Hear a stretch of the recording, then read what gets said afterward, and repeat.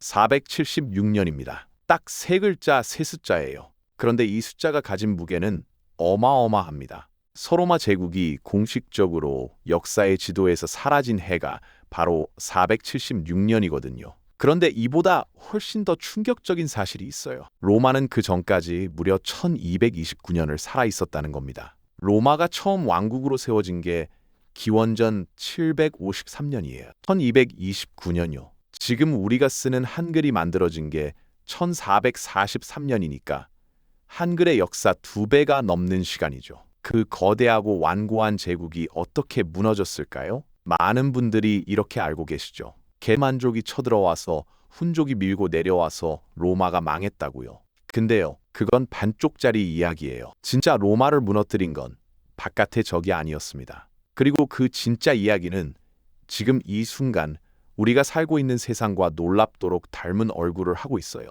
자, 기원전 44년 3월 15일로 가봅시다. 로마 원로원 회의장 아니에요. 한 남자가 쓰러집니다. 가이우스 율리우스 카이사르. 23군데 칼에 찔려 쓰러진 그 남자 옆에 서 있는 사람들이 다름 아닌 로마 최고 지도자들이었어요. 친구들이었고 동료들이었고 그가 신뢰했던 원로원 의원들이었습니다. 그들은 왜 그를 죽였을까요?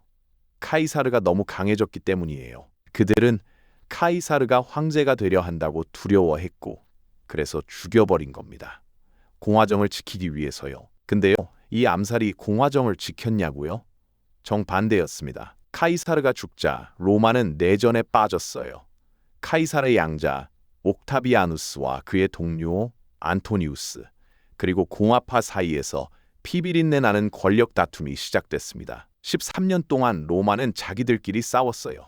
그 결과 기원전 27년 옥타비아누스가 최후의 승자가 됩니다. 그는 원로원 앞에서 아주 겸손한 표정으로 선언했어요. 저는 모든 권한을 원로원에 돌려드리겠습니다. 원로원은 박수를 쳤죠. 공화정이 돌아왔다고 감격했어요. 근데 그 순간이 사실 공화정의 완전한 죽음이었습니다. 옥타비아누스 즉 아우구스투스는 군대 최고 지휘권을 가졌고 속주 총독 임명권을 가졌고 법률에 대한 거부권을 가졌어요. 겉으로는 공화국인데 속으로는 완전한 1인 지배체제였던 거죠. 이건 마치 형식상으로는 투표도 하고 의회도 있는데 실제로는 모든 결정이 한 사람에게서 나오는 그런 구조랑 비슷한 거예요. 민주주의의 껍데기를 쓴 권위주의. 역사는 이걸 제정이라고 부릅니다. 그리고 아우구스투스 이후 로마 황제 자리에 앉는 사람이 누구냐에 따라 로마의 운명이 결정됩니다. 처음엔 나쁘지 않았어요. 아우구스투스는 실제로 유능했거든요. 그의 뒤를 이은 트라야누스, 하드리아누스, 마르쿠스, 아우렐리우스. 역사가들이 오현제라고 부르는 시기에 로마는 전성기를 맞습니다. 서쪽으로는 지금의 영국, 동쪽으로는 메소포타미아, 남쪽으로는 이집트까지. 영토 인구 약 6,500만 명, 총 면적 약 500만 제곱킬로미터. 지중해를 자기 호수라고 부를 정도였어요. 군사력도 강했고 도로와 수도교 같은 인프라도 잘 갖춰져 있었고 법도 제대로 작동했습니다. 그렇다면 도대체 어디서부터 무너지기 시작한 걸까요? 첫 번째 균열은 아주 단순한 문제에서 시작됩니다. 황제가 죽으면 다음 황제를 어떻게 결정하는가 하는 문제예요. 조선 왕조에는 세자 책봉이라는 제도가 있었잖아요. 선왕이 살아있을 때 후계자를 공식적으로 지명하고 교육시키고 준비시키는 시스템. 로마에는 그게 없었어요. 황제가 후계자를 지명할 수도 있고 원로원이 선출할 수도 있고 군대가 추대할 수도 있었죠. 규칙이 없었던 겁니다. 규칙이 없으면 어떻게 되는지 아세요? 힘 있는 사람이 다 가져가는 거죠. 서기 235년부터 284년까지 딱 49년 동안 로마에는 무려 26명의 황제가 즉위했어요. 평균 재임 기간을 계산하면 1년 11개월도 안 됩니다. 대부분은 자연사가 아니었어요. 쿠데타로 암살로 죽었습니다. 황제가 된다는 게 곧 죽음을 향한 시간 카운트다운이었던 거예요. 역사가들은 이 시기를 군인 황제 시대라고 부릅니다. 저도 이 부분을 조사하면서 정말 먹먹해졌어요. 나라의 최고 지도자가 2년도 안 돼 죽임을 당하는 상황이 49년간 반복됐다는 거, 그게 얼마나 무서운 일인지, 그 나라 국민들은 어떤 기분이었을까요? 이 정치적 혼란은 곧바로 경제 붕괴로 이어집니다. 전쟁은 돈이 필요해요. 국경을 지키려면 군대가 있어야 하고 군인들에게 월급을 줘야 하죠. 근데 로마의 세수가 점점 줄어들고 있었어요. 정복 전쟁이 멈추면서 노예 공급이 끊겼고 노예 노동에 의존하던 대농장의 생산성도 떨어졌거든요. 그러자 황제들은 가장 손쉬운 방법을 택했습니다.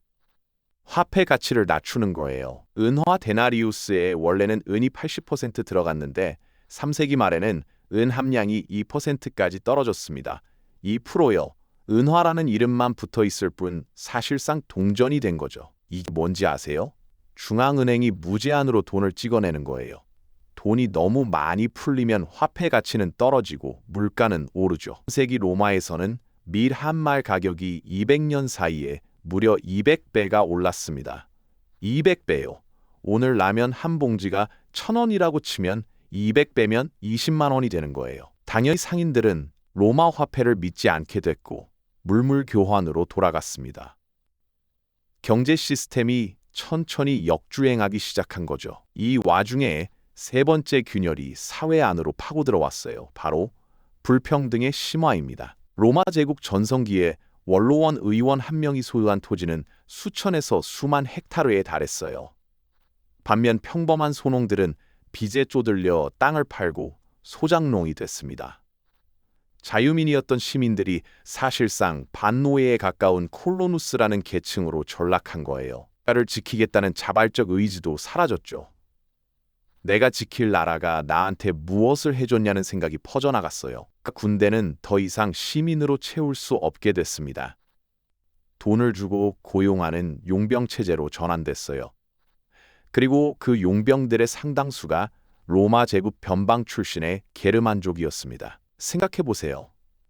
게르만족 용병들이 로마 군단을 구성하고 게르만족 출신 장군들이 로마 군대를 지휘하고 있는 상황이에요. 로마를 지키는 군대가 어느 순간 로마의 가장 큰 위협이 될 수 있다는 거죠. 그리고 그 가능성은 현실이 됩니다. 4세기 후반 중앙아시아에서 훈족이 서쪽으로 밀려왔어요. 훈족은 말을 타고 싸우는 유목민이었는데 그 기동성과 잔혹함이 유럽 전체를 공포에 몰아넣었습니다. 훈족에게 밀린 고트족이 로마 국경으로 밀려들었어요. 376년 테르빙기 고트족 수십만 명이 다뉴브강을 건너 로마 영토로 들어오는 것을 로마는 허락했습니다. 받아줬던 거예요. 어차피 용병으로 써야 하니까요. 근데 로마의 관리들이 그 고트족 난민들을 착취했어요. 식량을 제공한다고 해놓고 실제로는 썩은 음식을 팔았다는 기록도 있습니다.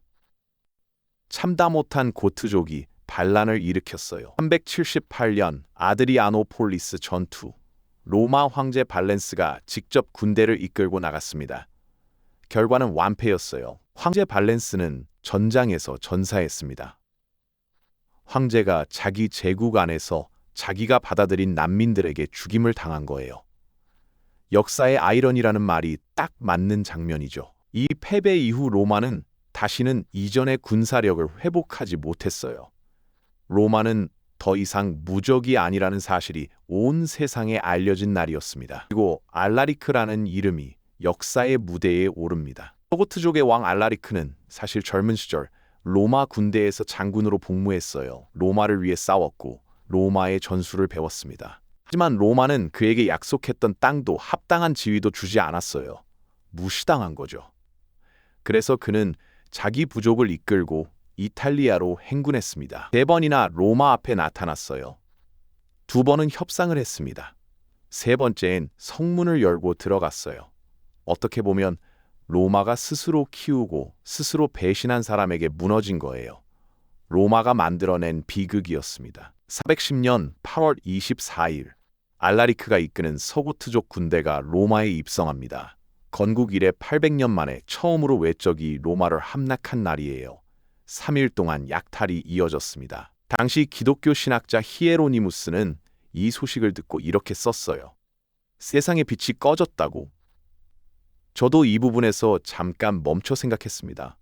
세상에서 가장 강한 줄 알았던 도시가 그냥 무너져 버렸을 때 그 시대를 살아간 사람들이 느꼈을 공허함이 어땠을지. 그럼에도 불구하고 서로마는 그 이후 66년을 더 버텼습니다. 아니, 버틴 게 아니에요. 그건 끝을 향해 천천히 걸어가는 과정이었어요. 황제들은 꼭두각시가 됐고 실제 권력은 게르만 출신 장군들에게 넘어갔습니다. 476년 16살짜리 황제 로물루스 아우구스툴루스가 게르만 장군 오도아케르에 의해 폐위됩니다. 오도아케르는 자신을 황제라고 선언하지도 않았어요. 굳이 그럴 필요가 없었던 거예요. 로마 황제 자리라는 게 이미 아무런 의미가 없었으니까요. 그렇게 1229년의 역사가 끝이 났습니다. 그런데요, 여기서 멈추면 안 됩니다. 왜냐하면 우리가 정말 알아야 할 이야기는 지금부터거든요. 18세기 역사가 에드워드 기번은 그의 저서에서 이렇게 분석했어요. 로마의 멸망은 한 번의 대사건이 아니라 수백 년에 걸친 느린 부식이었다고요. 정치 시스템의 부패, 경제의 서서한 붕괴, 사회 결속력의 약화, 그리고 시민들이 자기 국가에 대한 신뢰를 서서히 잃어가는 과정. 이것들이 복합적으로 얽히고 설켜 결국 폭발한 게 476년이라는 거죠. 그리고 저는 이 분석을 읽으면서 가슴이 서늘해졌어요. 왜냐, 2008년 금융위기 이후 미국 연방준비제도는 전례 없는 규모로 달러를 찍어냈습니다. 코로나 이후에도 마찬가지였어요. 물가는 치솟았고 빈부격차는 심해졌고 정치는 점점 더 극단으로 쪼개졌습니다. 제도에 대한 신뢰는 무너지고 있어요. 나라를 위해 희생하겠다는 사람은 줄어들고 있고 어디서 많이 본 이야기 아닌가요? 1500년 전 로마에서 일어난 일과 구조가 놀랍도록 비슷해요. 물론 역사는 그대로 반복되지 않습니다. 맥락도 다르고 기술도 다르고 세계도 달라졌죠. 하지만 마크 트웨인이 남긴 말이 있잖아요. 역사는 반복되지는 않지만 운율을 맞춘다고. 패턴은 되풀이 된다는 거죠. 로마가 우리에게 남긴 교훈은 아마 이것 아닐까요? 제국은 외부의 적보다 내부의 균열에 먼저 흔들린다는 것. 그리고 그 균열은 어느 날 갑자기 생기는 게 아니라 오랜 시간 동안 아주 조용히 아무도 주목하지 않는 곳에서 천천히 벌어진다는 것. 476년. 그 숫자를 다시 떠올려 보세요. 1229년을 살아남은 제국이 무너진 건 그 해가 아니었어요. 그것은 수백 년 동안 쌓여온 균열들이 마침내 터진 순간이었을 뿐입니다. 균열은 이미 오래전부터 거기 있었어요. 지금 우리가 살아가는 이 세상 어딘가에는 아직 아무도 보지 못한 균열이 조용히 자라고 있는 건 아닐까요? 이 이야기가 마음에 남으셨다면 구독과 좋아요로 응원해주세요. 여러분 한 분 한 분의 관심이 이런 이야기를 계속 만들어갈 수 있게 해줍니다.